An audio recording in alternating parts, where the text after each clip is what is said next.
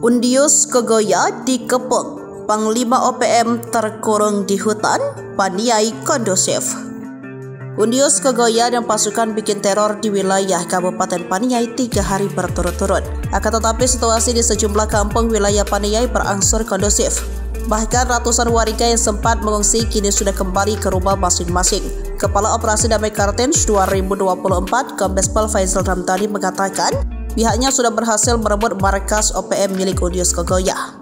Satgas Ops Damai Kartens 2024 bersama Kodam Cendrawasih dan Polda Papua hingga jelang berakhirnya Juni 2024 terus siaga di beberapa kampung.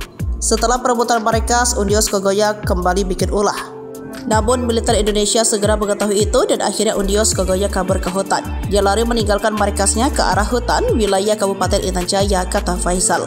Adapun barang bukti yang berhasil disita aparat berupa 3 pucuk senapan angin, 2 butir amunisi kaliber 5,66 mm, 2 butir amunisi kaliber 7,62, lalu 1 unit drone 2 parang, 6 tombak, 4 sangkur, 7 unit handphone, dan beberapa alat bukti lainnya.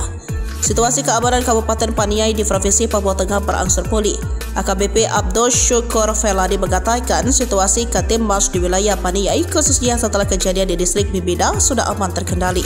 Sementara itu PJ Bupati Paniai Marta Pigome mengapresiasi TNI dan Polri yang telah memberikan rasa aman kepada masyarakat di beberapa kampung, termasuk Kampung Odiai, Kampung Bibidai, Kampung Ugidimi, Kampung Kuesiga, Kampung Kugapa, Kampung Kolai Taga, dan Kampung Dama-Dama distrik Bibida.